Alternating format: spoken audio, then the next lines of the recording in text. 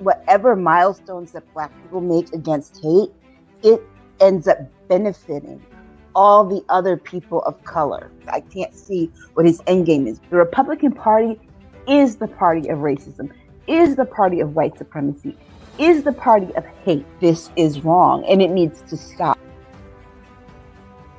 Everybody wants to go back and drag that piece of history up, but they don't want to go back and deal with what their ancestors did to the indigenous people and to Black people in this country.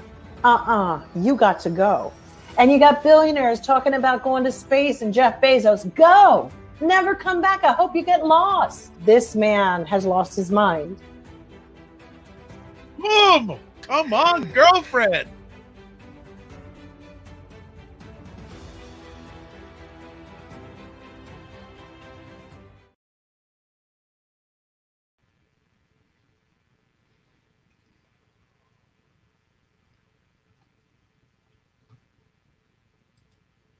What is up, everybody? It's Dr. Vibe here, host and producer of the award-winning Dr. Vibe Show, the home of Epic Conversations, and I'm the host of Epic Conversations 2020 Best Podcast News Award winner, 2018 Innovation Award given out by the Canadian Ethnic Media Association. I also host the only online show in the world for fathers and dads. That is sponsored by Dove Men Care and Dad Central. And through those efforts with those organizations, I've been able to reach out to over 75,000 fathers worldwide this year. And I appreciate that, and I don't take it for granted. Also, I am the board chair for the Global Food and Drink Initiative. It's a multimedia not-for-profit that showcases Blacks in the diaspora that are doing their thing in food, wine, and travel. And as always, I like to say you're blessed, highly favored, a magnet for miracles, and a solution for someone's problem. Usually we do State of Things on Saturday night, but the weather, Mother Nature's in control these days. So Jill was having some challenges with being too hot in Cali. Aisha, too much storm. So we're doing it here on Sunday night, and thank you for the people that are here, but you're not here to see and listen to me. These are the people you're wanting to hear and listen to. So they are here with us, as a Van Halen song would say, right here, right now. What's going on, ladies? Jill, you are on mute. Now I'm you not. are. There you go. How we doing, ladies? Good. Very good. I mean, it's not so hot here today, so no outages. Everything seems like you got to stay on your toes. Yeah, big time. In this economy and climate. This economy, this climate, this everything. So, Aisha, are the storms gone away? Yeah, it was just cloudy here today. No rain and no wind. It was just cloudy all day. So it was much better. It's like the second weekend that we've had Wi-Fi outages because of the tropical storm last weekend. Oh, God. Crazy. And they thought it was going to be a hurricane. Thank God it wasn't. And you were having power outages in your place of the world, Jill?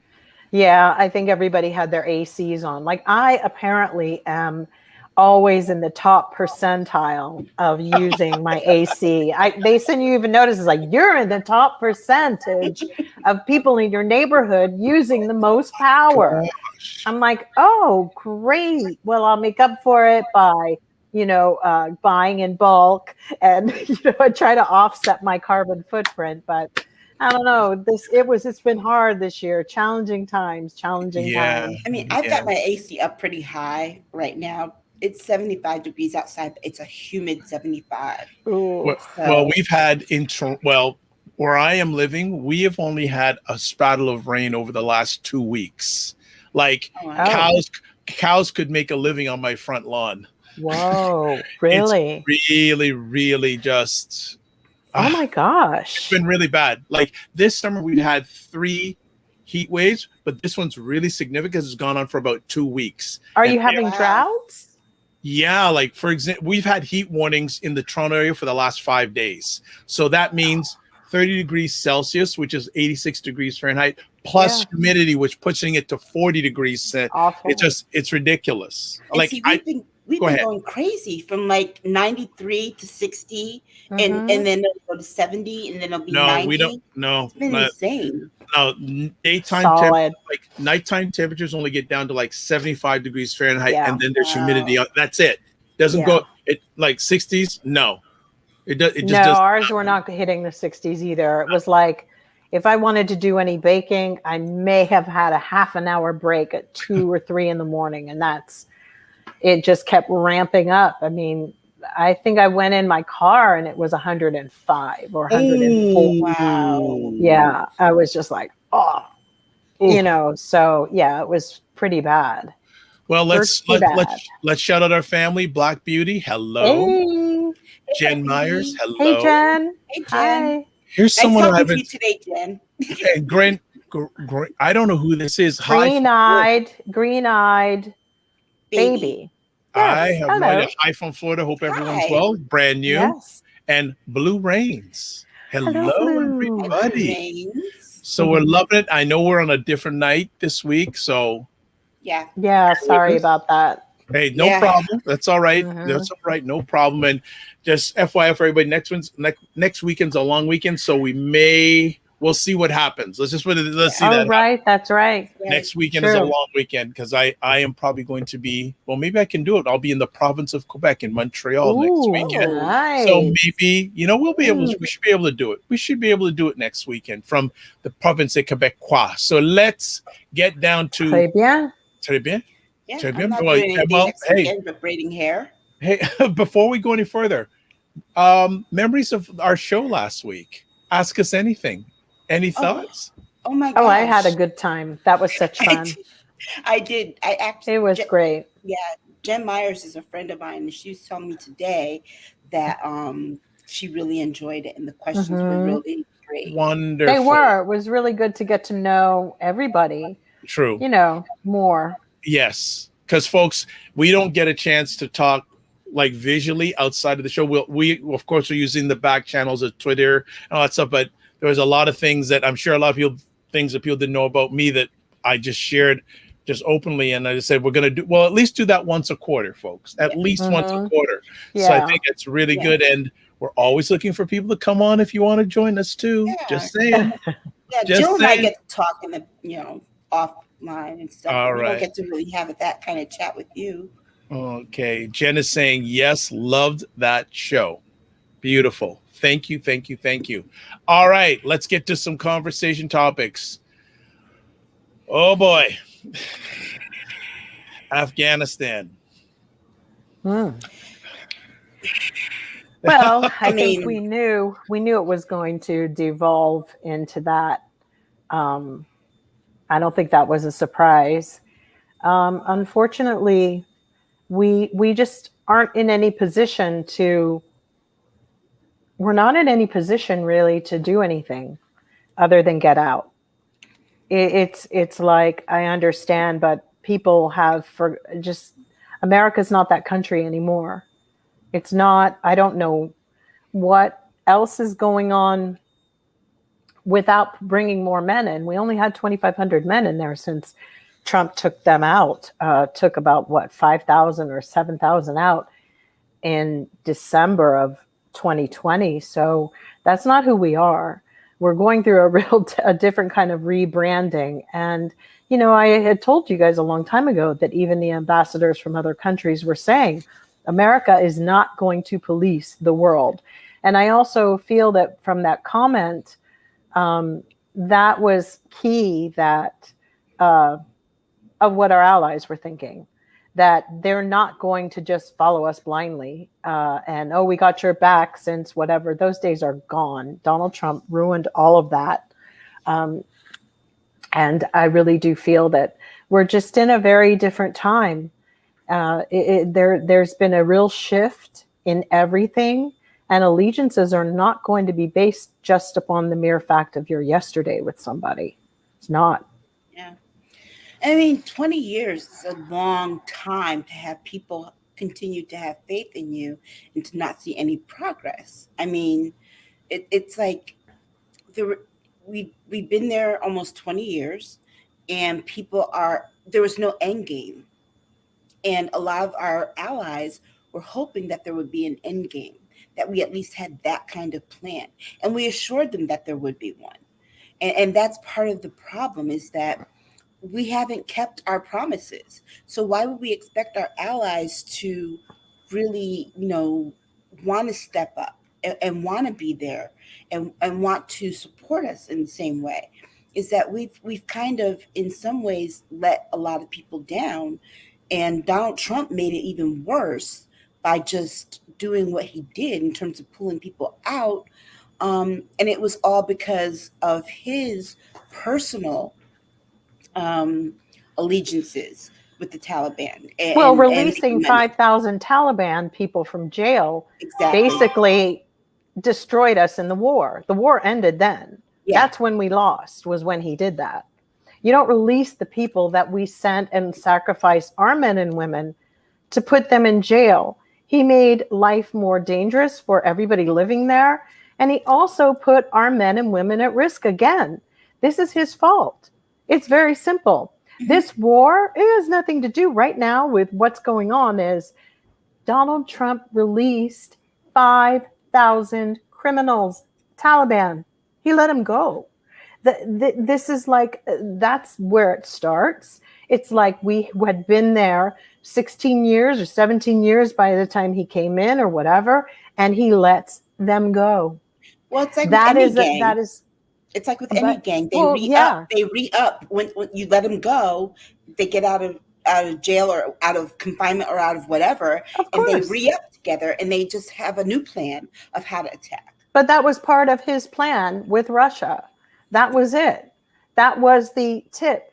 And they need to keep going down the road and investigating that man, because that was part of it.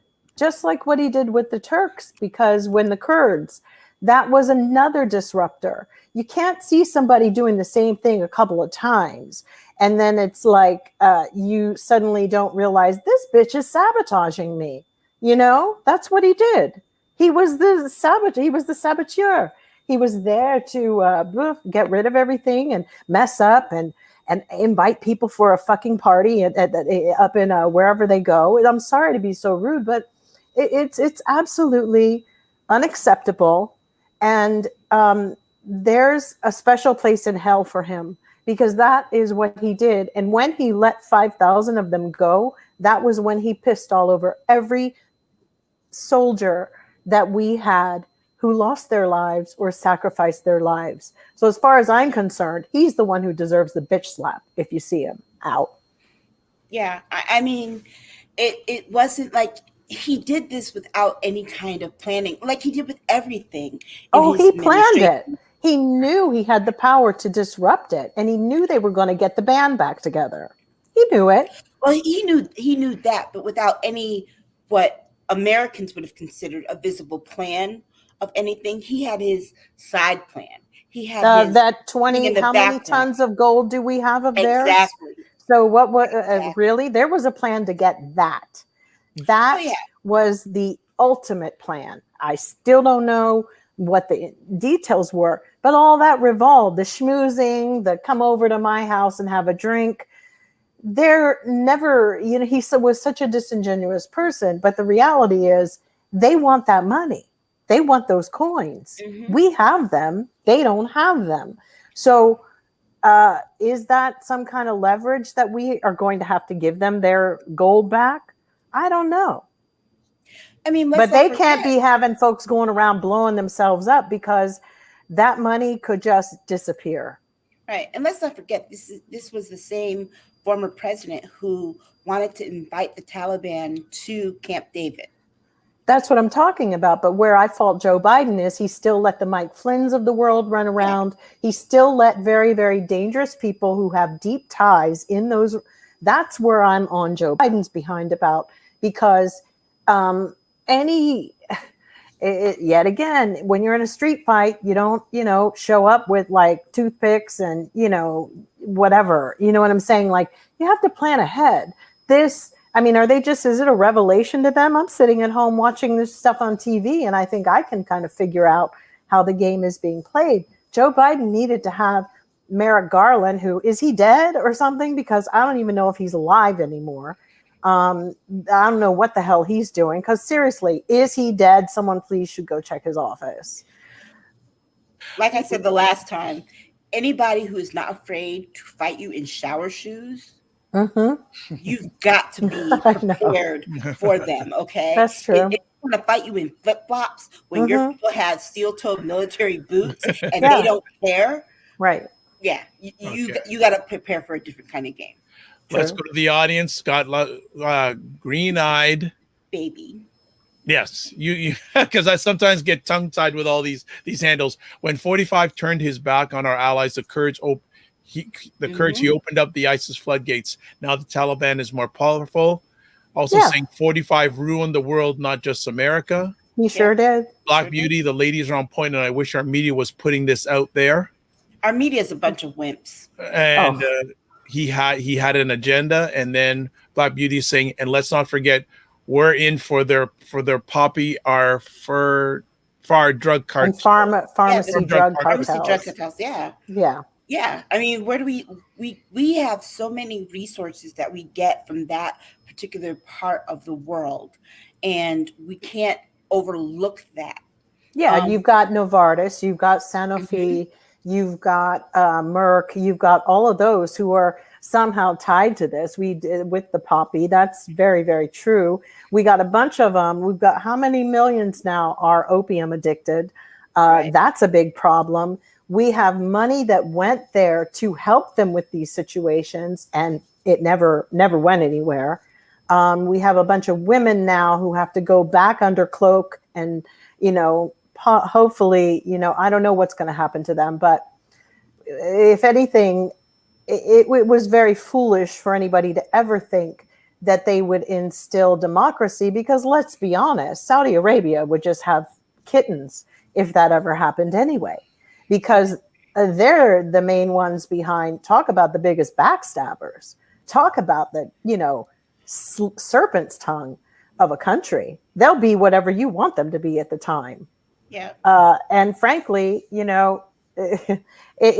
can't even trust their own family members. So how could you ever do business with people like that? How? But the reason that you can is because all of them are the same. All of them. The fact that they even have careers in it, Nancy Pelosi, Donald Trump, any of them, Mitch McConnell, they've been in here and they're too long in the tooth to pretend something's a shock, in my opinion. Look what he did. Look what this, really? Y'all didn't sit up there and think about how having a bunch of drinks sometimes, how you could freaking run this thing? Come on.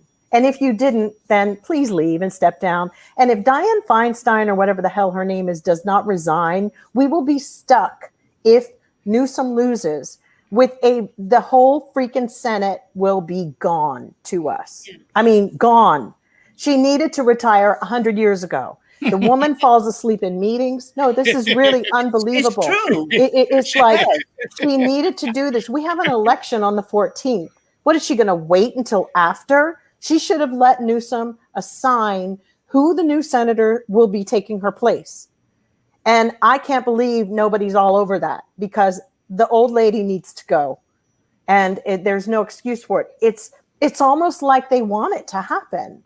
It's like when I was talking about cryptocurrency with somebody and saying, cryptocurrency should be illegal because it's creating so much havoc across the world, and they say they can't trace it. Why the hell would you ever make that legal? I'm sorry. Screw your freedoms. Screw whatever. It's the same with face tuning and being able to change. MIT, I'm sorry. This stuff that you just invented, we're keeping it. It is a government. It belongs to the American government.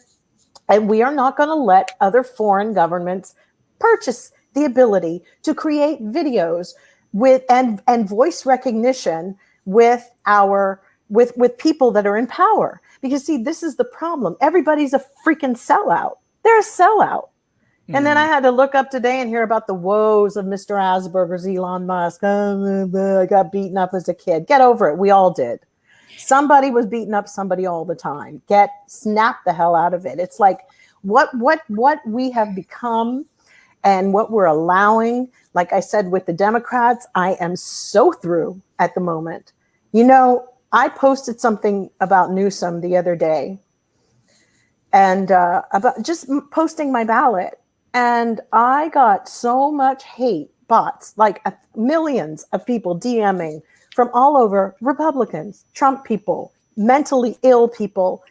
And I just sat down and went, and then I lost access to my account in a very bizarre way for about a week, close to a week. I had to do the whole identity. Oh, I tried to block this woman as fast as I could. But in the middle of it, I got a flash that I violated a policy, and I hadn't violated policies, but they maneuver. And I'm like, all I did was just post, on my story and my thing, Newsom, that I voted for him and to vote no on the recall, and people went bananas. It was crazy. And not only that, I had no access to any of my passwords.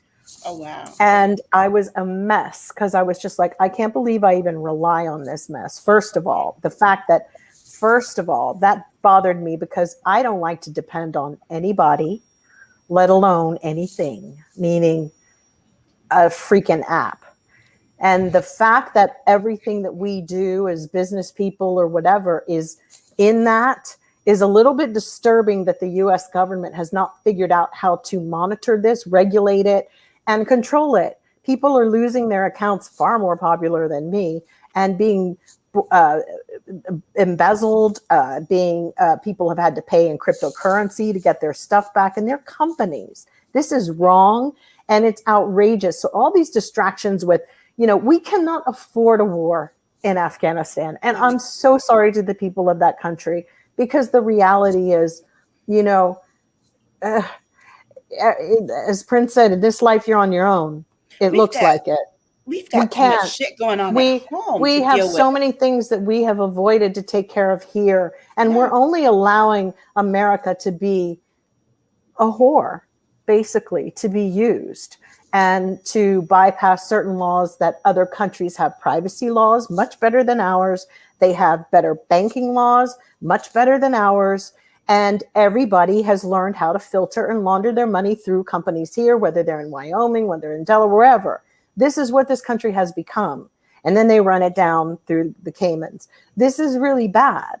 This is what America is. That's why we all work like slaves, so we can all go out and purchase like little slaves to get the same clothes that everybody's buying at H&M and everybody else. Everybody has the same shit because everybody's shopping in the same fucking place.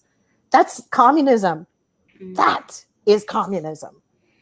We all wear the same things, the same uniform, the same fabrics.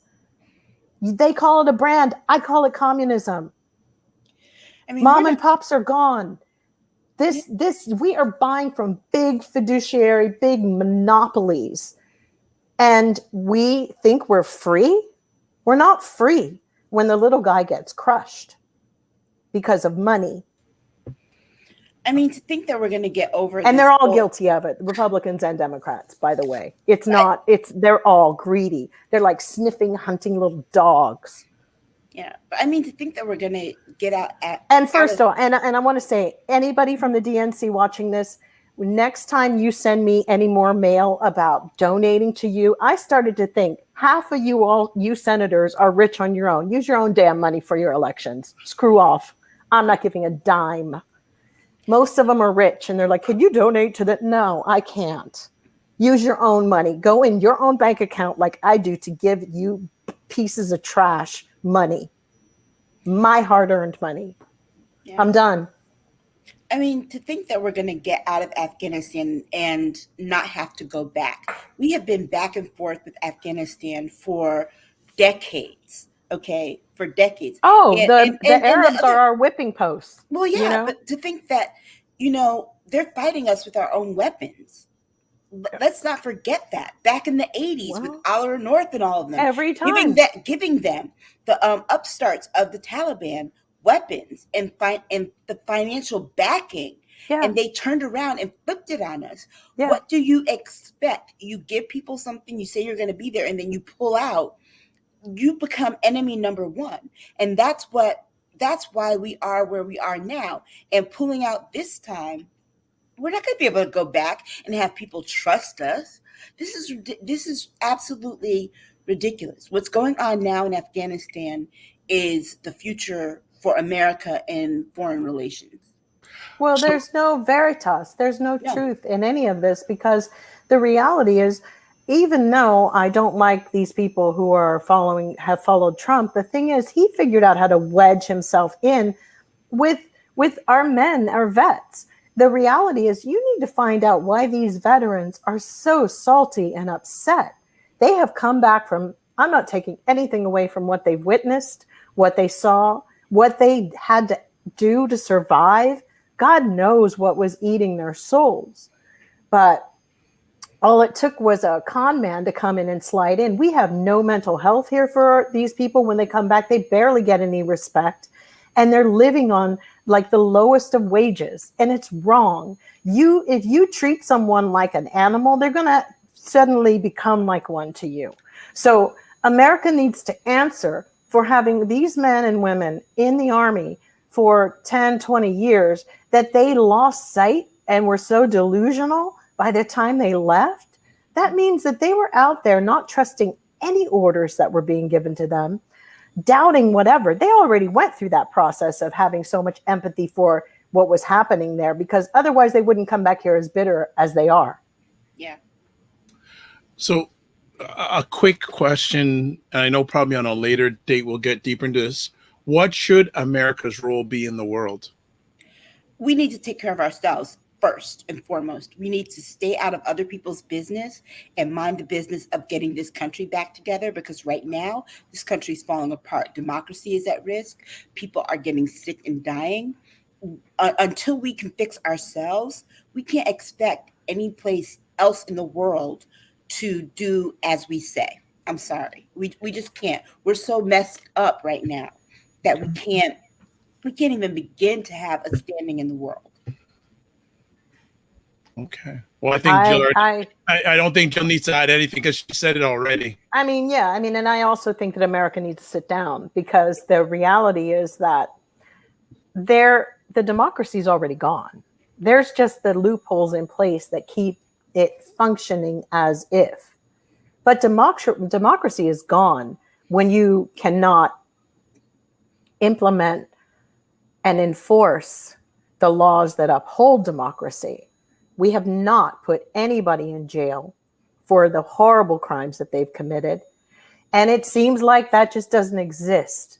We have politicians that need to be going to jail. We have a whole load of them. A paddy wagon needs to be filled, and they just need to drive up to Congress and load them all up. Well, it's that critical. And I do believe that there is no democracy anymore. Everybody is on their own, and that laws are not being enforced. We have rogue police. What more can we say? Where's the democracy? Courts are only trying people who are poor, broke, political enemies. That's it. But they're not going after the elite, the rich, at all. We have medical staff walking up. We're like a drug addict but everybody's like, fight for democracy. Honey, democracy's gone. Yeah. It's gone. And that's what happens with people who are drug addicts. It's like sobriety is gone, even though they need help to get back to where they need to be. It's gone, and that the addiction that we have now is war. We have an addiction of hate. We have all these things that we can't get rid of. I don't know if they'll be able to even go back to war the way they think. These kids and these young people coming up, I don't know if they'd have, but I don't think they'd have the manpower. And I don't think that they're at a point where they would even go.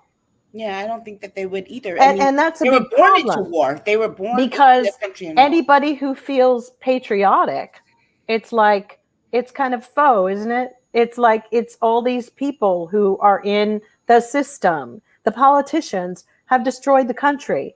And for a very long time, I don't think there's been sound democracy here. Otherwise, if it were, it would have never been able to have been torn asunder.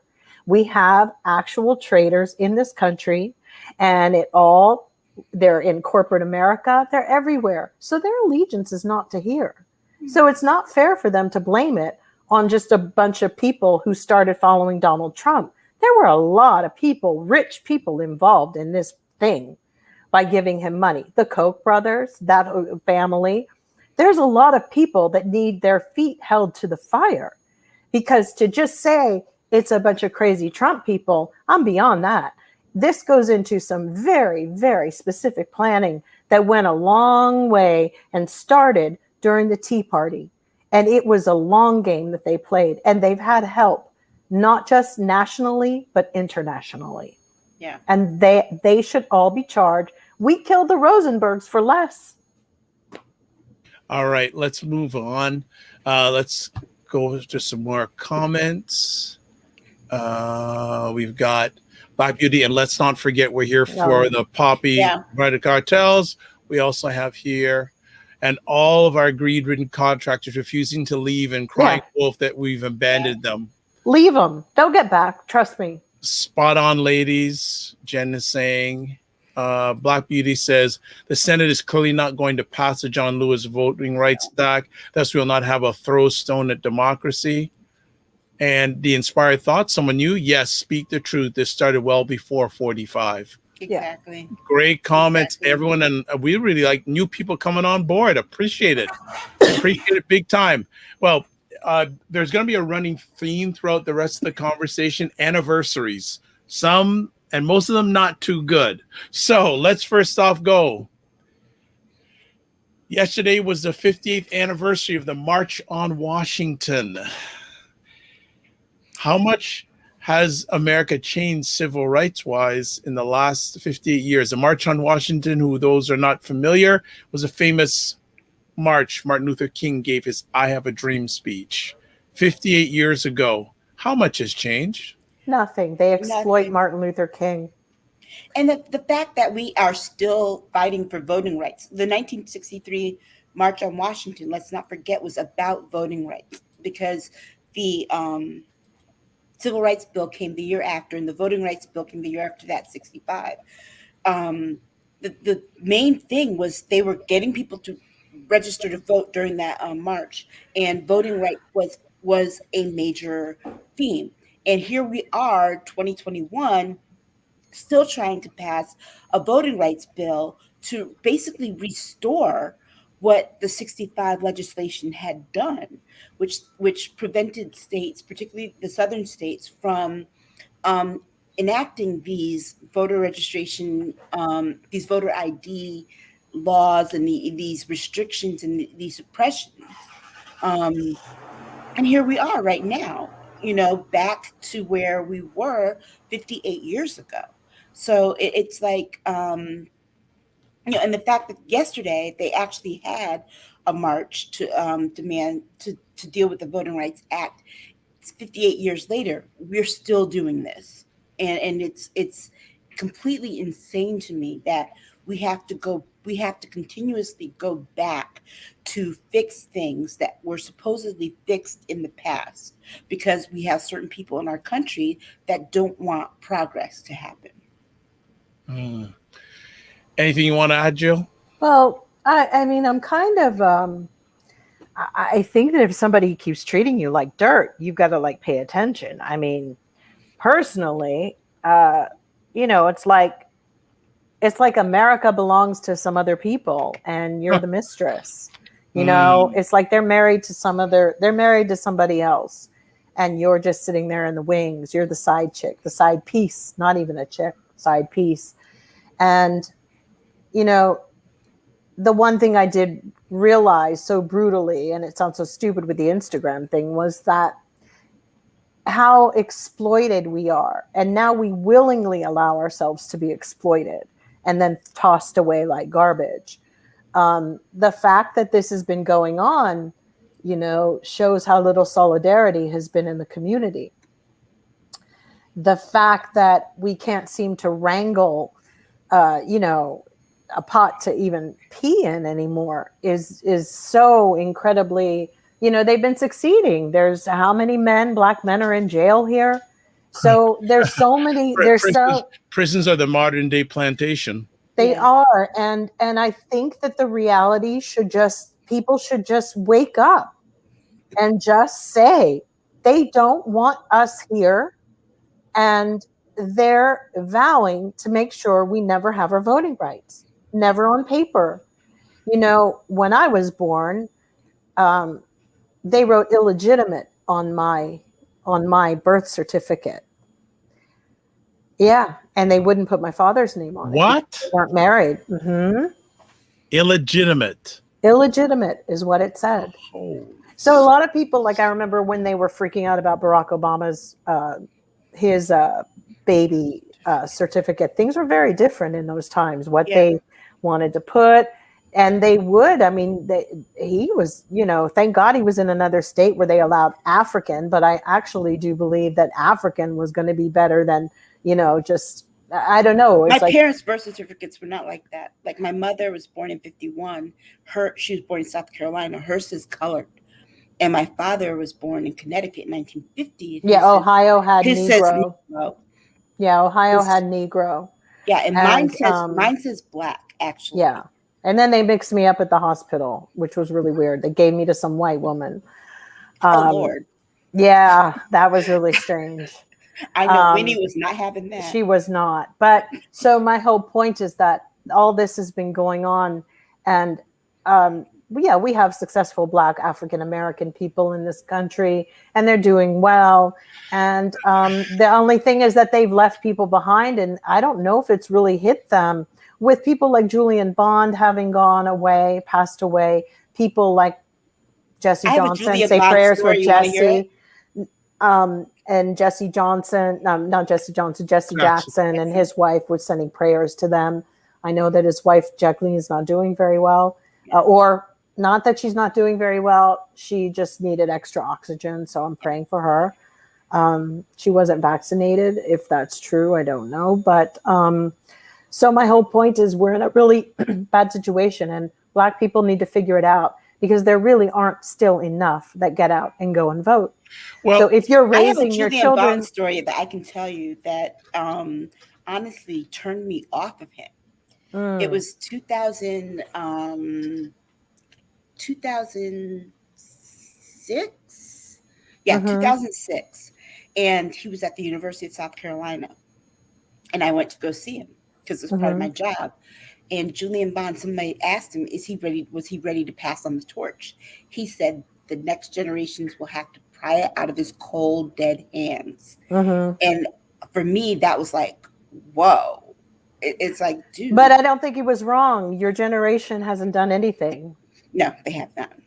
But these were, and I mean, the old guys did play. They had to play a lot of, in a time where they really did have to play along with white men at dinners and all this. Now you have people willingly, like Jay-Z and everybody, they go to dinner with the white man and they're looking to get whatever they can from the relationship. They actually, although I'm not condemning Jay-Z and his wife, because they do a lot for the Black community, but what I am pushing more for is I wish they would push it more to show people how to do it more, that it's not just top down, it's bottom up, and other people need to know how to do that and foster it in communities. We have to figure out how to solidify those places for people, but people do what they can. I'm not going to judge them. I'm not trying to, but I would say that as far as politicians that we have Hakeem Jeffries, who's doing his best, but they have to learn how to get some cojones against these white folks that they've been taught to be nice to because they thought everybody was being nice to them. But hey, none of these people have gotten us our voting rights passed. And they're old. They've been there forever. So as far as I'm concerned, exactly. They allowed the rollbacks to the 65 voting rights legislation to happen. I mean, they didn't have to have a quorum. They didn't have to be there for the only way. They'll never vote for term limits. No, but I do think that's what we need. That's what we need. Although the whores will hustle and the hustlers will whore, for sure. Right. Still. So I'm just going to go to some comments. Green-eyed saying the world is lost. The kids today think war is a game. They think hate is cool, and they aren't taught social skills. Also says kids don't go into STEM. We are losing scientists left and right. Our American kids are too dumb. Black Beauty, yes. And we're right back where we started. And as you see, it barely made the news talking about the protests of yesterday about celebrating Oh, yeah. Also, green-eyed. It's depressing that we are going backwards. Blue Rains. It's really sad and frustrating to be still fighting for voting rights. It's demoralizing. It's absolutely. I can't even. It's demoralizing.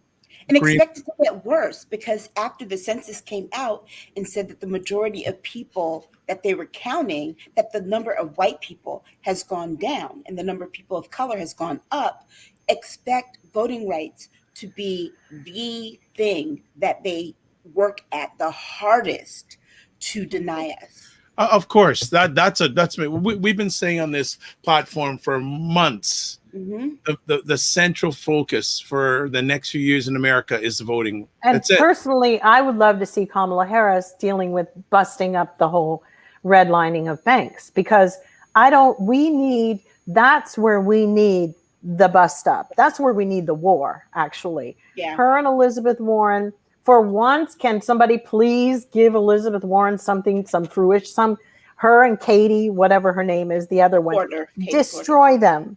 But, they won't, because everybody's too vested. The problem why America can't be a country is because people put their own interests ahead of everybody else. Okay, that is true. But I would say another thing. I'm going to say two things. First of all, and I think I've said it before, especially the Democratic Party, rightly or wrongly, they're trying to please everybody. But they can't do that. But that's a challenge, right? Trying to please. You want to be a big tent party, but at the same token, if you're going to be a big tent party, you also have to really have a backbone to support the people that are under the tent, and they don't. That's the biggest problem, is that they want to be this big tent party, but they're not supporting. They're not taking the steps needed to support the people that are under the tent, because they're so afraid that they will lose the next election. Well, you know what? Gamble on the next election, because that's the only way you're going to really solidify this increase in the Senate, this increase in the House, is if you actually do something. Because people are getting tired of you telling them, oh, vote, and it'll be better. Well, no, it's not getting better, because you're not doing your damn jobs. And that's such a great point, because what we really need is, yes, we know Joe Biden said, I'm here for everybody. Well, the whole point is, it's called conversion, Joe. You need to make people feel safe under that big tent so they convert, so we don't go down this road again. You create security. But what's happening is they keep asking Democrats to look for security in a very insecure space. It's just never manifests where we get ours. And it's wrong. We got it partially with President Obama, but then those Republicans lined up in single file and hit back hard and made his life incredibly difficult. But now I see why he actually caved, because look who was behind him. They're not that strong. The Democrats then were even weaker than the ones that, right now, at least we've got the AOCs and we've got the squad girls who I know can, get scrappy.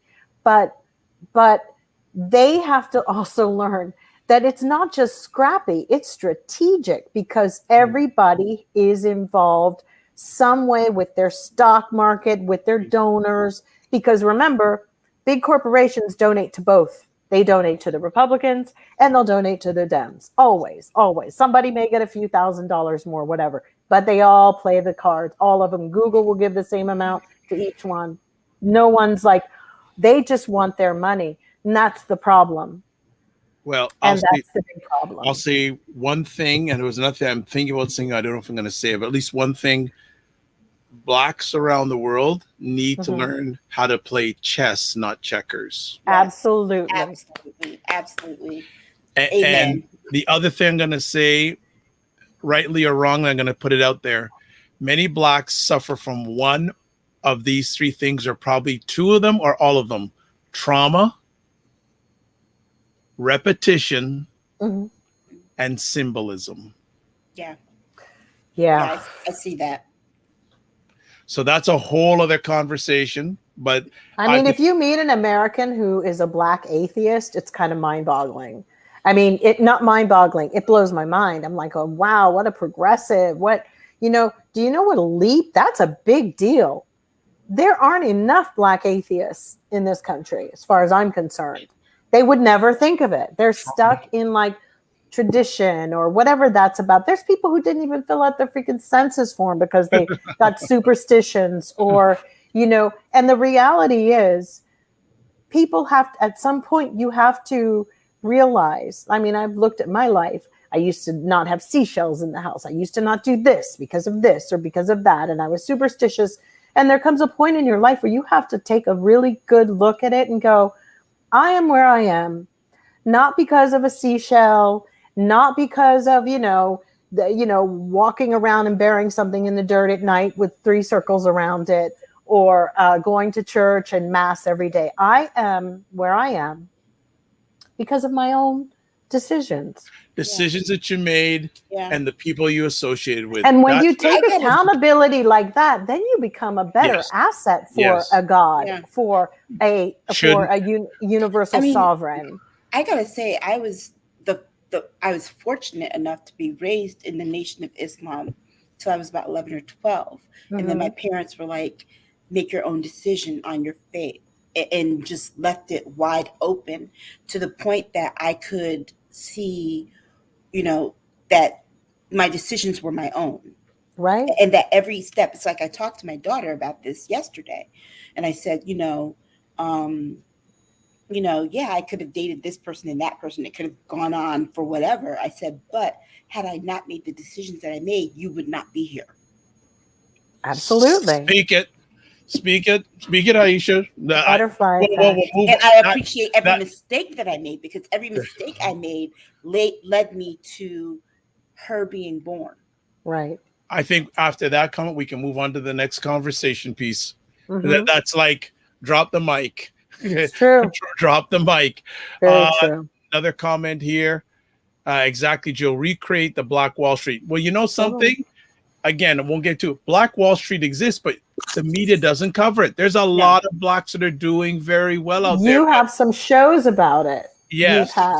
Yes. There's a lot of Black, but again, we have so many things we're going to chat about down the road, but we have to realize that most organized groups, especially the media, has an agenda. Exactly. Sorry. And I worked in the media for a long time. And I mean, I've covered things that I've been like, when you, Dr. Vibe, the first article that got you to have me on the show. Yes. I wrote it for the Huffington Post, and I was surprised. It was called Why America Needs to Listen to Black Women. And I was surprised that nobody was covering anything like that. Because the end result of that article, the last sentence was because when America doesn't listen to Black women, Donald Trump is what happens when you don't. Right, but we also haven't fixed that. But let's be honest, we also have a serious ageism problem in this country. Yeah. And, I can tell you, I was sending out resumes, right? Because I'd like to do some writing again, producing. And, they can read how old I am. It's so clear. They can look me up. Not one response. Not one. Okay. Get back with me about how to. We got a good. Okay, we have someone that has a Jill. I disagree. Unfortunately, too many of our people are oppressed not because of our belief in God, but because of lack of knowledge of how the political system is structured in America. But a lot of that has to do with faith, because you have to remember, the reason they were able to keep slaves enslaved was to use the Bible and use King James was illiterate, okay? Yeah. And that they used the King James version of the Bible to say, this whole the meek shall inherit the earth, and that being enslaved was being next to God. These were things that were used against our people in order to keep us in a position of servitude. So even though it would be nice to believe that religion has always been used to the detriment of Black people in this country. Always. Okay. Well, Folks, as you see, we're having another quiet show, and let's go to this comment. First of all, we need to stop calling it Black Wall Street. We need our own name for the same type of community. Well, Wow. I will say this: that name was given to Black Wall Street by Black people, so I don't really see the need in changing the name. If it was given by white people, sure, but it was given by Black people because Black people were calling themselves Black when white people were still calling them colored. All right, let's move on. The recent 16th anniversary of Katrina, and I think we can also piggyback at what's going on the Gulf Coast right now with another storm, Hurricane Ida, like hitting 16 years to the day. That's crazy. I mean, Katrina was incredibly disruptive. I remember my daughter was still a very little toddler and watching all the destruction on television and just thinking.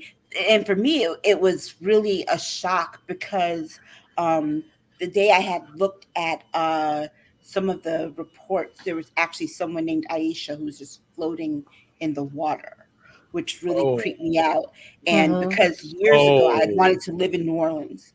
Oh, back wow. in like the late 90s. And it just really freaked me out. But, New Orleans it feels like it's just getting back on track, right? And, well, for let me say this. It's not for the poor people it's getting back on track for, okay? Yeah. It's getting back on track for the people like your Emerald Lagassiers and those kinds of people who have businesses there and they got their PPP loans go around and to rebuild and stuff. But if we can recall back 16 years ago during Katrina, that was so detrimental to Black people in New Orleans. If you recall, the people at the Superdome.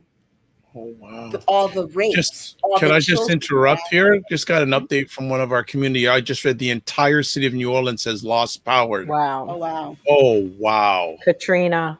All over again. Because they didn't fix anything with the money that they got. They did not fix the levies. No, they did not. No. Oh, my goodness. And so that city is. Oh, man. I feel like water again. Like, do people in New Orleans feel like they're like Haiti? They must. Like it just they seem to parallel each other with just catastrophe. Like obviously New Orleans is a little bit further spread apart, but this happening again like 16 Let's not say that too often because then they'll start saying it's we were cursed in the Bible. Right. We're that group in the Bible, the ones who raped Moses or Noah or one of them. The son. Don't please, because that's already one horrible trope that goes around that's why Black people are cursed. It's disgusting. But we have some very unintelligent people who rely on some really bad information. The thing that people should be paying attention to is that there's repetition here. And when something repeats itself like this, there's a need for people to stand up for true accountability. Like, what the hell have you all been doing? Why didn't you fix the levees? Why are these people still in these dastardly positions and how they're living? New Orleans, COVID has ravaged them because also superstition and also poverty and unfortunately, leadership. Can I just say something? Every place cannot be a freaking HGTV design show, people. Everything cannot be a renovation. Everything cannot be this bloody bullshit that's everybody touting up numbers and everything is, I've got an Airbnb, I've got a house, I'm going to put it on Airbnb. It's got to stop. We are seeing people in the forms of their greatest hustle. And people don't even realize we are living in a Charles Dickens movie and cannot handle the fact of why there's homeless. It's not just because of some of the governors. It's the people of America, too. The people here have no morals. They don't care about anybody for the most part, the ones who have the money. It's survival of the fittest. And some are very happy with that. This is horrible that these people are going through this in Katrina again. and it's going to hit the poor people.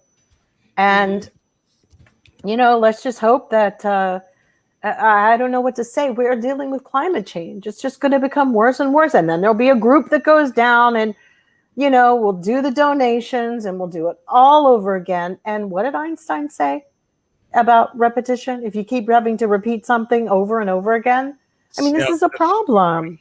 This is really bad. The definition of We insanity. can't get out. Doing the same thing over and over again and getting different results. Again, getting back to what I said earlier about trauma, repetition, symbolism.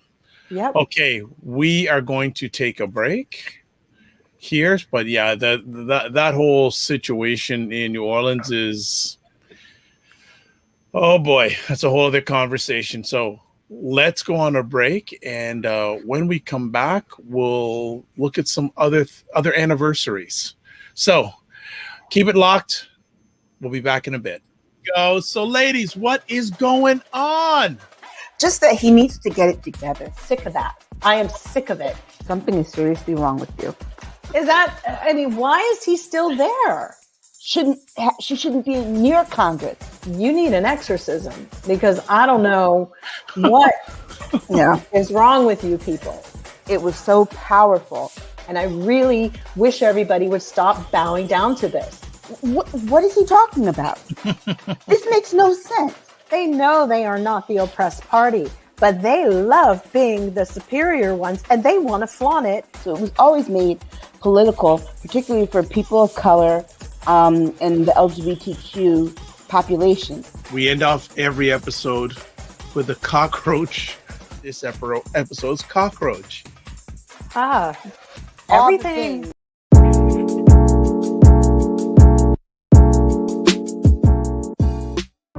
What is up, everybody? It's Dr. Vibe here, and it is Black Canada Talking time. Black Canada Talking is a live online event that provides Black Canadians the opportunity to give their takes on stories, POVs that are of importance to them, or we showcase Black Canadians are doing their thing. The real aspect of what goes on behind the walls or behind the fence is a totally different persona and a totally different picture. There was just a big sense of relief when we finally got there. We have to realize that everything we do is going to have an impact on probably a lot of people we don't even know.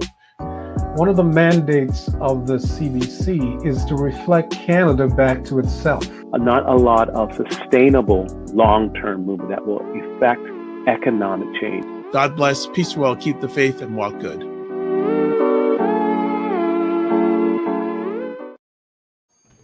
We are back. The ladies are back. Took a little bit of extended break, but we've got it going on. And just want to catch up on some of the there's some earlier comments that we missed. Green Eyed is saying Biden needs to help the landlords since the evictions are starting again during the pandemic.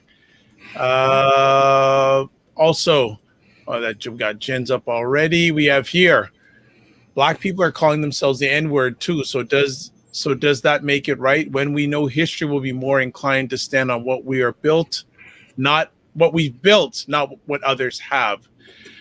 T. Stevens, Jill is right on point. Black people saying prayers for the people of Louisiana. Yeah. Absolutely. Big time prayers for the people in Louisiana. So let's keep on to our anniversary theme and the recent anniversary of the death of Aaliyah. Aisha? Yeah, the day that Aaliyah died, I was in the car with my mother and my youngest sister. My other sister was in DC at the time, and it came across the radio. And it was one of those things because she was, I remember seeing her at Howard's homecoming in '95.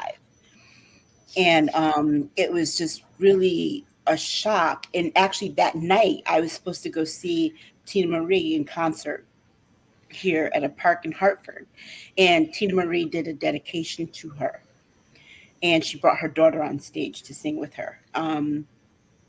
It really impacted me a lot because my biggest fear is plane crashes. I hate to fly, and plane crashes really terrify me to death, and that was something that really impacted me. But this week, R. Kelly's on trial, Yes, he is. He is. And so the thing that came out was that his marriage to Aaliyah was a way that he tried to conceal or get away with having sex with a minor.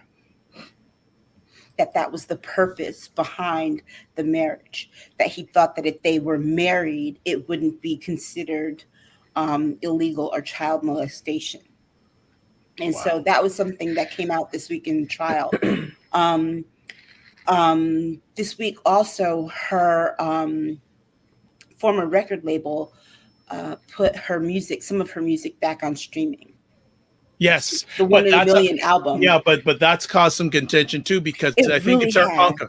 Yes, it's her uncle has been given permission to do that, but the estate is not happy with that. Yeah, her family's not happy with that, and I get it, but I don't get it because all these years her music has been unavailable. The only thing that's been available is the album that she did with R. Kelly, the first album, and so they're releasing her other album slowly. So One in a Million came out last week, and then I believe this week the eponymous album comes out, which was her last album. And you know, it was just a really strange time, because even the producer, the co-producer of that album with Timbaland, Static Major, died shortly after she did. And it was just a really weird time. And I remember that because, you know, my late teens, early 20s, grew up with Aaliyah. Any thoughts on Aaliyah that you have, Jill? Wow. Oh, did you just do that as a ventriloquist? Or did the film slow down? You did, right? Spooky. That was really weird. Yeah, I mean, it was a great loss. What can you say? It's that urgency in the business, you know, people don't take precautions. Too many people on a tiny plane. Yeah. Luggage, overloading. That's cocaine. I mean, that's to be expected. I mean, in the industry, but I think the fact is that the plane was overloaded. Yeah. And I know when I flew into St. Bart, they weigh everybody, and I was like 7 months pregnant, and you know, you can't get in on a big jet. Like, you take it down to like St. Martin, and then you have to fly in over in a little tiny plane. But they're totally also even positioning you in the seats, like, you know, here.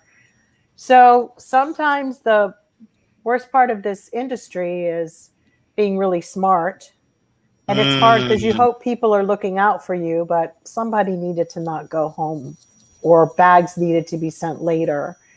And it's kind of what we saw with Kobe. It's that rush and to get to the next venue, the next place, whoever is paying for it, they don't, you know, see that it's all that.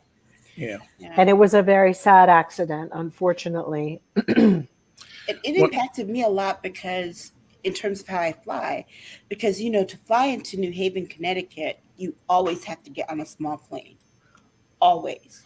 And there have been times where I've seen like a 500-pound person on one side of the plane. I'm on the other side. I'm like, I'm getting off this plane now. But that comes back down to science, and that comes back down to physics, and how they've got computers now that figure that out. But by the same token, I don't think you were in as small a plane as she was in. It didn't even have a bathroom on that plane. Wow. No, my smallest plane was like a 20-seater.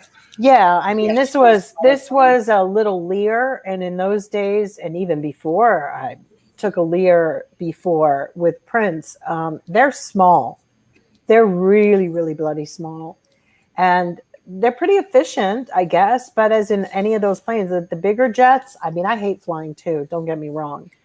And it really freaks me out. But, you know, just make sure you Yeah, it's interesting because I can somewhat really I don't really mind flying too much, but I will say that the time that I had to go to Yellowknife in the Northwest Territories, and it was at night, and it was a smaller plane, and it's that's probably the smallest plane I've ever been in, and I'm going, okay, it's totally dark, awful, yeah. And if this plane goes down, right, I'm not too far from the Arctic Circle. Who's gonna find me if this thing goes down? Right. I'm just going, okay. By the grace of God, there go I. God, but that was just really, really interesting. Like, I mean, all of those people lost their lives because someone didn't want to make a decision. Yeah. I'm pretty sure that there was some issue about it's too heavy, because I just don't believe that, I mean, really, but it comes back down to this whole thing. And then a pilot overestimating that he can do it because they always want to please the celebrities. I mean, and to be a celebrity, do you know how narcissistic you have to be? First of all. Just so you know, Christy said Northwest Territory. She chuckles. Christy, no offense there. I love the place. I want to go back there because I am so in love with the people there. Like, but they have remember, a piece of my heart. He's flying in the dark in the Northwest, anywhere. It's all radar. It's amazing. Yeah. But it is, you feel everything on your way. Yeah. And I wasn't that much older than her, which like really just like brought my whole, Well, you sound like you were a big fan. Well, you know what? It was, I remember I have very fond memories of the One in a Million album because when I was at graduate school, it was the big thing at a HBCU. Okay. Yeah, she was huge. Yeah, and getting to see her at a HBCU. But just someone my age being struck, a plane crash like that. Plane crashes continuously have these impacts on me. Like when JFK that was awful. I was about to fly right before that. When Aaliyah died in her plane crash, I was about to fly right after that. And then about 7 years ago, I had a friend who a small plane crashed into her house and killed her children. And so these it's like these things keep coming up. Yeah, coming up. And so every plane crash with me, like even reading when I was younger about Otis Redding dying. Yes. And Patsy Cline, and they keep just sticking. You got to stop manifesting, and you got to stop putting that in your brain. Your head, because you're making more of something that is actually, for the most part, we're pretty fortunate with air travel like that, what they do. My first flight, the plane, my first flight ever, I was 19 years old, and my best friend and I were on the plane, and the plane lost air pressure, and all the masks and everything came down. Oh my and goodness. So ever since then, it's been really like just... Okay, let's move on. Let's move on from this topic. Let's go. Christy White says, I'd be scared for sure. I hate flying. Yes, timelines and money definitely over safety in her case. Terrible, yeah. All right, well, I wasn't going to bring this one up, but I think it does deserve merit because if we're talking about Aaliyah and her death, today is the birthday of some gentleman named Michael Jackson. Yes. Wow. My daughter is in awe.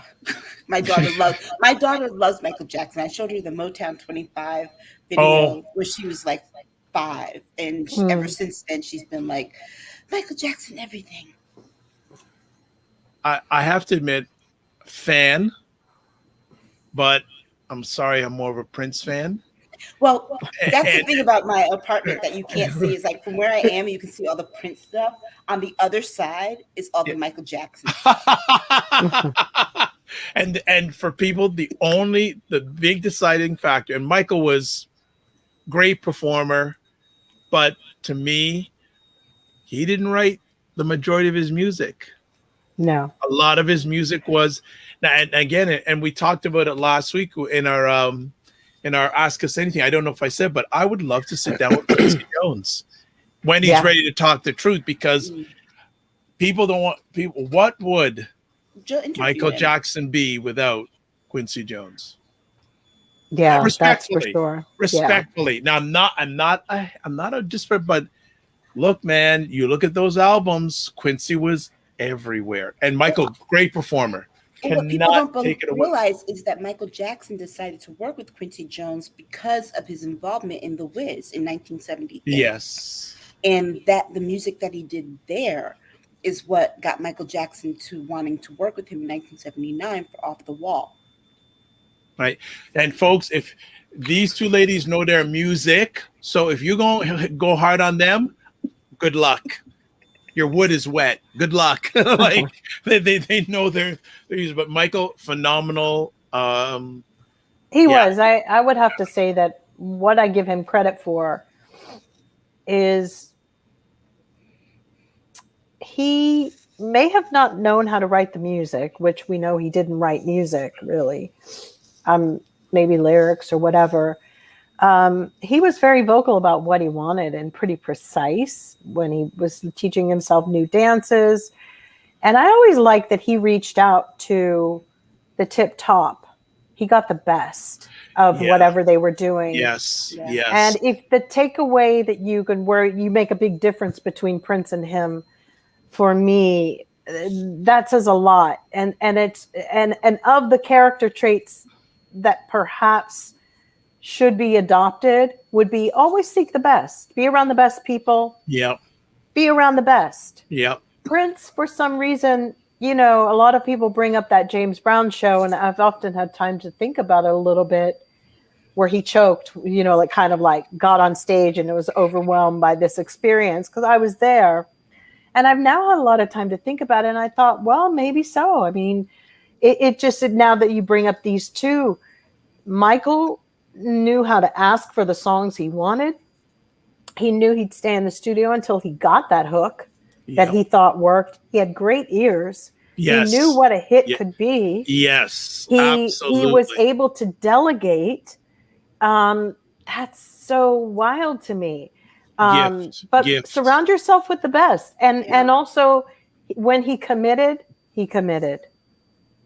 It wasn't halfway. Mm-hmm. So maybe in that respect, I don't. I should have brought the comparison, but no. But people do, and I think it's fair. They're both very different, but on a certain level, the takeaway for me in looking at someone like Michael Jackson, and it's a great business trait, and he was, he committed, and he always wanted to surround himself with the best. I mean, talk about another narcissist. They all are, but nothing spooked him. And maybe that's because he was raised in the business. So he had a sort of sense of entitlement. Like, I know who I am. I'm Michael Jackson. I can get anybody I want. Yeah. And for some reason, it seemed like Prince may have doubted that or decided to stay out of that lane. I mean, Michael learned a lot from Berry Gordy, and there's no doubt about that. I mean, if Michael were alive today, he'd be hanging out with Elon Musk. I mean, we know that. Yeah. We know who he would pick off, because he was kind of fascinated with other people's success as well. And there were people in those days who were rightful experts. See, the problem is we've lost actual stars who had quality and who were rightfully experts at their job. Okay. And now we're just left with a bunch of influencers on Instagram. And believe it or not, our favorite platform. But believe it or not, that's changed what we tolerate, what we experience. We lost David Bowie, another master. Yeah. Those losses should not be in vain, because we need to look at it. Those were our bars. Yeah. And they're gone. Well, I just want to add quickly, and you know what? Now he's deceased. What great soul balladeer got one of his earliest breaks touring with David Bowie? Billy Preston. No. Known for his love songs. Not Marvin Gaye. Oh, Luther Vandross. Yes. Yes. Luther Vandross, in his early days, he used to be a backing vocalist. Yeah, he was. On tour with David Bowie. He wrote the song Brand New Day for The Wiz that Michael Jackson and Diana Ross sang. Yeah. Yeah. He did. But David Bowie, because when we had albums back in the day, I would always read the liner notes to say, okay, totally. who's producing, who's singing back. How do you think I found out who Jill was? Liner notes. Reading liner notes, Tina Marie's liner notes. notes. But I'll tell you, I sit in awe with, for example, like when I heard When Doves Cry and I heard that song for the first time on MTV, I was like in awe because I never heard anything like it. I still sit that way with Wanna Be Starting Something by Michael Jackson. I'm like, how did you decide this was going to be the first song to start the album off? Because it really makes a lot of sense. Yeah. You feel it. It makes a lot of sense. And it's like, it gets you hyped up to want to listen to the rest of it. Well, just to give props to Ms. Jill, I was chatting with one of my buddies I hadn't spoke to for a long time to his because I go, which one of the shows I do? It goes, I love Aisha and Jill. And like she goes, yeah, and Jill was in Purple Rain. I go, how do you know that? He goes, and he nailed the scene that you were into. He remembers the scene of the whole bit. So funny. Oh, I texted Jill earlier this week because I was watching the WNBA and they were honoring a player who got her start in 1999, and they only played the female vocals. Yeah, which was so funny.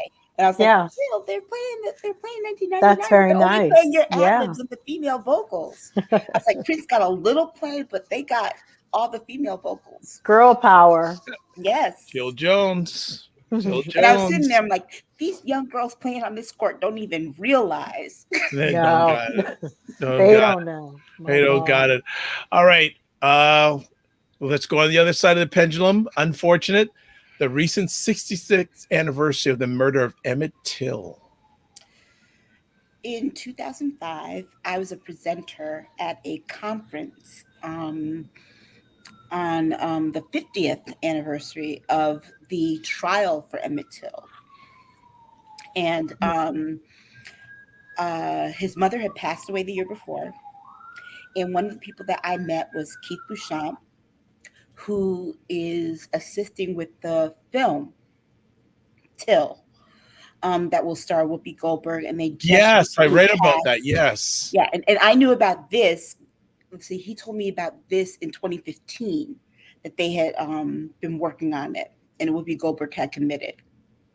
And they just recently cast the young man who's going to be playing Emmett Till. I remember the first time I read about Emmett Till, I was 13 and I saw the pictures. And I mean, I couldn't sleep I had nightmares for a week after seeing the pictures of what was done to him. And the fact that the woman, Carolyn Bryant, is still alive. And, they've been trying to prosecute her for the last, 17 years. It's something. And it's one of those things where, when Rosa Parks sat down on the bus that day in December 1st, 1955, she said she was thinking about Emmett Till because he had just been murdered that August. Wow. Jill, you're on mute for some strange reason. You're on mute, Jill, for some reason. I had a ambulance. Oh, okay. I don't know what is going on down the street, but hopefully my neighbors are okay. Yes. You just never know. During COVID, it was so weird to see ambulances coming and the lights fly. That was really a strange, ominous feeling. Yeah, I mean, with Emmett Till, it goes back to the whole thing for me, with the voting rights. I mean, here we are 66 years later. Hasn't changed. We've got a bunch of Karens that are just replaying, the same script that Emmett Till's accuser did. And we've been seeing it for a while. The interesting thing for me is why all of these horrible things are circulating at the end of a summer cycle when we're getting ready to move into fall. There's some very interesting symbolism going on at the moment. And, for that, I think that is something that we can't seem to rise above out of this and look at things with truth and respect and honor. And here we are, still here, fighting a nation that really doesn't want Black people to be any better than what they've given us. They throw us crumbs and want us to pretend it is a sourdough loaf, a baguette. It is not. And when Aisha suggested, brought this story up, it made me think that how in at least 10 to 15 states in the United States, lynching is still legal. It totally is. Yeah. Yeah. And they tried to change the meaning of it. For example, this came to bear in South Carolina in 2004 when I was living there. And they had arrested some high school students for a brawl and charged them with lynching because they defined lynching as 2 or more people engaged in some kind of physical altercation.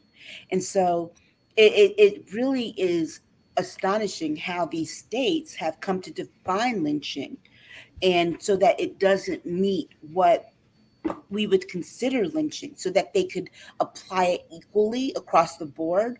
But it doesn't work that way. And the children that, mind you, that were arrested that year in 2004 were black kids arrested for lynching.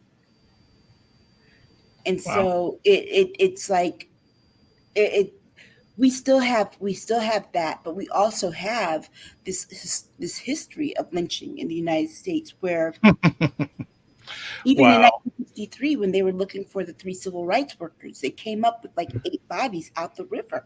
Yeah. And a lot of those could not have, people who did that couldn't be charged. So we have a very unequal application in this country in terms of how we apply these lynching laws across states. But remember, we also have a Congress and a Senate that would not support the Emmett Till. If they wouldn't support that, then why did everybody think that the voting rights thing was going to pass? I mean, let's just be honest. I think that, there's some home truths that have come to fruition about everything, about all of these countries, all of their dirty deeds. Look in Canada, you have the whole thing. I mean, good God, they weren't an orphanage. They weren't any of that. They were murderers. They just took kids in and killed them, no different than Auschwitz or Dachau. Right. Because some of them were so young that they didn't even get to live their lives. To the point, give me a break. And everybody, I don't know if people have honor for their family or they don't, but I believe every child's name that went missing, if family members can remember, if there's DNA that can connect them, I think that the names of everybody who worked in those places should be made public. I think that everybody should be looked at, scrutinized, just even if it's the side eye from the crowd. I know it's terrible, but it'll never bring them back. But they've all done their dirty deeds, all of them. And now they're standing here like, oh my God, what are we, that's a terrible thing to do. It's like we're in a freaking Monty Python movie, a sad one. I mean, where's the comedy? Yeah. There it's isn't like even we have any that here anymore. Too, because you think about all the mental, quote unquote. Oh, they're looking now. They're looking now. Oh, yeah. They're looking. And they put Black kids in those things, in those institutions. I know. And a lot of them were being raped, abused, and sterilized for no reason. Well, that's the interesting thing about my grandmother, my great grandmother, because Christy was talking to me about it, but it's true. We cannot find out when she had my mom's dad, where, what his birth certificate was non-existent, different day. We don't know who his dad is. Forget anything. Her dad. He suddenly got papers, but it's a mess. All I just keep thinking is we're in a major shift, because all these things don't just rise to the surface. It is like, we've been dragging a river and all the bodies are now coming up. It really feels like all these things are being resurrected. I mean, I think this is the second coming for America to figure out who it really wants to be. It's either going to go straight to hell or it's going to get its shit together. if I were a betting person, I'd say it's going straight to hell. But you know, that's just from what I see. We have a lot of work to do to get rid of people. And what scares me about when they don't implement those laws, because we're putting a lot of faith into an abstract group of people called Gen Z. And I will give it to you. They have never, you know, they go through their things with the shootings and the this, and I understand, and it's terrible. But the minute capitalism gets in the way, where a person gets a choice to be rich or poor, Gen Z ain't going to pull through either for everybody. They'll sell everybody else out too, and maybe be even more brutal about it. And I don't see much empathy in that group. I see a lot of give me a label, give me a name. This is what I am. This is who I am. And I don't see that as being a sustainable way to live either in a society. Yeah. And let's be clear, the Emmett Till anti-lynching bill, the person who voted against it was Rand Paul. Yeah, but there's a reason he keeps getting voted in. The issue is, people, please stop trying to be friends with these people. If you're in Kentucky and you're poor, you're poor. If you shun their family, shun their kids. He was the only reason it did not pass. You know, in Japan, they have really weird things about honor and family. And, you know, even somebody who's a criminal can set the whole family on a course that's you can't even return from. You know what I'm saying? I think we need to have a little bit of honor somewhere here. I don't see, you know, I'm looking at a child online who's been needing a heart transplant. He's only like 5 or 6. And then I see some old dusty taxidermy, the prince, the queen's husband. I mean, let's be honest. They put fresh new hearts in these old geezers. That's like, I've had 2 siblings on donor lists, and it's that's insane. like wearing a moth-ridden dress. That's like, you know, they gave hearts to the Rockefeller. How many did David Rockefeller have? Or whatever, whichever one it was. Dick Cheney. Oh my God, how many hearts? Dick Cheney's had a few. Where are they getting them? Where's the list? Oh, because they're rich and there's children. I'm sorry. There's just, you know, so they could be rule and have more hate in the world. Yeah. God only knows how they're getting them. Yeah. Come on, people. We as the lower classes have been, oh, okay, well, they're rich. What are we going to do? Yeah. It's too much. We're all being asked to be something on all levels here. We're all being challenged by our abstract beliefs and our fundamental beliefs, and then what our realities are. This is a shift for everybody on every level. It's not just they're right, we're wrong, this is their wrong, whatever. There's a shift in abstract beliefs here, because abstract beliefs is what got us here. God did this, God did that, this one, that one, you know, I'm sorry. I could never step into a church with some of the hateful things that most of those guys do and think that they're men of, you know, God. But then they found out that this one was Peter denied so-and-so. This one did that. You know, stop it. Just stop. I mean, these people, I'm going to send you guys this. There is a funny thing about Jim Bakker. It's on YouTube.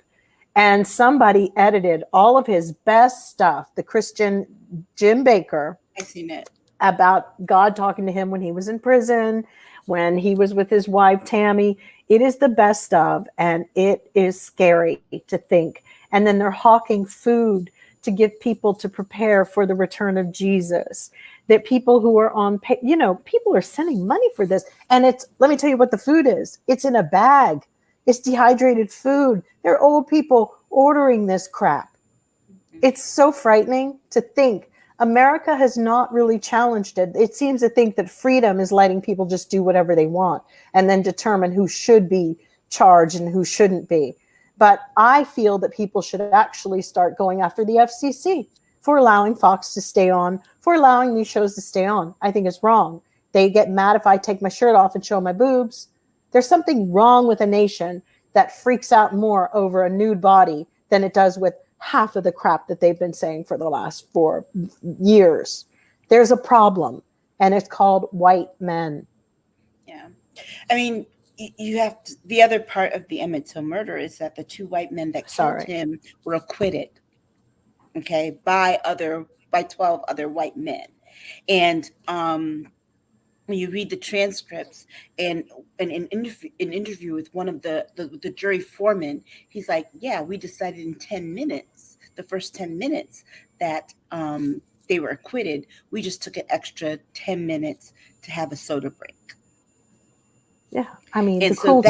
that was Enough the said. cruelty. I Enough mean, said. Yeah. Enough it's said. that's what that Enough is. said. And the other side of it is that we're coming upon some other anniversaries in September of the church bombing in Birmingham. And you realize too that a lot of children sacrificed, their lives were sacrificed during the civil rights movement.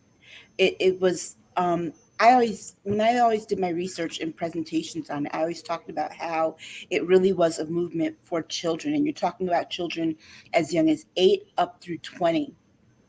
And the impact that people made, because I went to Fisk University where John Lewis went, and John Lewis was one of his things that he's known for around Nashville was trying to integrate the lunch counters there in 1960.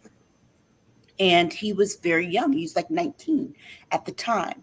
And I think that what we have now, we don't have a movement where you have young people getting involved, but only to a point, not willing to lay down their lives. I disagree. I think the kids during George Floyd really were out there laying down their lives. I do believe that there were children of all races involved in that. But our the fear kids, of dying, I wonder if the fear of dying was the same. the fear of dying, they're in gangs. The hell are you? They don't really. Every kid out here is ordering guns that you put together from a model printer. No. It's called laziness. It's called disrespect. It's called not having any connection to these deaths. They don't see that. They don't care about Emmett Till. They only care about it when they want to make a talking point. I'm gonna cut it here because we can go on a while, and I just gonna I just want to catch up with comments. Christy was saying about me and my sister fight all the time. Who was better? She's a Michael fan, and I'm a Prince fan. Black Beauty saying yes, and just like in '65, Americans were mostly irritated with our people for our desire for equality, and here we are in summer 2020, and America still has irritated us. Real Django, it's a freaking merry-go-round, Black Beauty. This culture refuses to learn from past mistakes. Real Django says, and then acts like we're so great when, in fact, America's pathetic. And he says, and don't get me on the government. It's a joke. Real Django, the law is a joke. Yeah. And Real Django says, exactly, Mrs. Jones. All right. Conversation. One last comment on this. For me, it is a really weird understanding of this because I grew up in a city that was at one point in cities that had a population of 125,000 or more was like the third most deadliest city for gun violence. But it also, in 1970, had the Black Panther trials. And so growing up in those two shadows, the fear of dying by a random bullet scared me more than probably dying as a result of any kind of protest. Interesting. All right. Let's get to our last, as always, end off our conversations. This episode's cockroach, Christy Noem. Jill brought this person up. Jill, have at it. Well, as we know, the bikers who were there for Sturgis, they were there, 3 weeks, 4 weeks, 3-week festival. I don't know. They were unmasked. Now they're showing numbers that are 1,550% spike beyond. Their hospitals are full. This woman, in my opinion, is another failure of the American government. The United States government failed by not removing her. There should be something in place that she should have been physically removed from her location and her office because you cannot do what she just did. And I think that she should be held accountable and liable. And she should be, people should, there's as many lawyers that there are in America. Somebody will find a way to sue her personally She should be held accountable. What role did she have in all this, Jill? She's a governor. She's a governor, and she does not believe in masking, and she's catering and pandering to the Trump party. So I hope all those people who drove in, and now there are people who were not even from Sturgis, are now out there spreading Delta variant. And as I told you all today, they've recognized another layer to another strength variant from the Delta in the UK that has been ravaging their communities again. And it is stronger than the Delta. It is an offshoot of it. And that's going to be here, if it's not already here now, because by the time when they announce it, there's something called airplanes. Remember, Aisha? Right. And that's what happens. It's most likely here. So someone like Kristi Noem, and these are the people who are, in my mind, the real war that was going on in America for the last couple of years, and they should be held for war crimes. And I believe that our allies in the next round, if they ask us to get involved in anything else, we should be held accountable to The Hague as well as everybody else if we go into any more treaties. And they should make us accountable as well. They need to go because remember, Trump pardoned Cuomo. the people that we have had. That stupid idiot who killed that whole village. He got away with it, one of the soldiers. So we have a problem. And like I said, there's going to be a shift. This is just not America's time. Saturn is staying in I know everybody, I'm in astrology and stuff. Saturn is the time of reckoning. And when it sits in a chart, in this country's chart where it's sitting, it sits for 12 years. So it's going to be bad. And Neptune hasn't been looking too good either, and neither has Pluto. So there's a lot that America has to answer for. And when Saturn is where it is, it's called karma. It is a karmic, when people have their Saturn returns and it's sitting in your house and things like that. Some people don't survive their Saturn returns. You have one early in your life when you're like 27 or in your late 20s. 26, 20, whatever. And these are just things that happen. And they can be quite challenging. Things change very dramatically for you. And then it comes back around again. And generally around 56, 57. And I'm not trying to spook anybody. It is very interesting where the planetary alignments are with America. And now it's in Aquarius as well. There's a planet that shifted into Aquarius. Saturn has been going back and forth between Aquarius and Capricorn. And if we know anything about any Capricorn friends out there, what's the one thing about a Capricorn friend? It's about money. It's about institutions. Aquarius, if you have any Aquarius friends, let's put it into this context. They're about expansion. Let's move. Let's progress. Let's do this. So there is a real dichotomy, a polarity that's going back and forth with the shift. And that's why this is the shift. I just say go after her with the same fervency that they went after Andrew Cuomo. Well, they possibly can, because if we stay in Aquarius, that means somebody and people will want to change existing laws, like change, it's overhaul. It's called an overhaul. I mean, and she just did this whole thing with the masks, making it illegal to mandate masks in the schools and state agencies. I mean, she just needs to go. She's killing her people. And South Dakota only has but so many people in it, and she is killing them. She wants to get rid of the natives, but they outsmarted her. Most of their Navajo are all vaccinated. Yeah. That's what she's doing. All right. And I wouldn't be surprised if we found out that those people were driving through, or there's certain low-end tactics that have been going on. I don't know the Native community well enough to know, but I believe that that's what she was doing. Racists do all sorts of stuff. But I promise you, the majority of those people that were at the Sturgis are going back down south, where it is absolutely, yeah, horribly, horribly dire straits when it comes to COVID. I know. Well, that's a wrap, folks. I just want to take one second. We talk a lot about really bad people. I just want to highlight one person who has a book, and who I think that people, if you don't know who she is, you might want to go read about her. Her name is Michaela DePrince, and she's an she's an African ballerina. And her story if you want inspiration, look her up, Michaela DePrince. She came from Africa, totally rejected. In her life was very hard, if I say the least, difficult beyond what this child endured. She had vitiligo, just like Michael Jackson. Both of her parents were killed by terrorists in the Sudan or wherever she's from.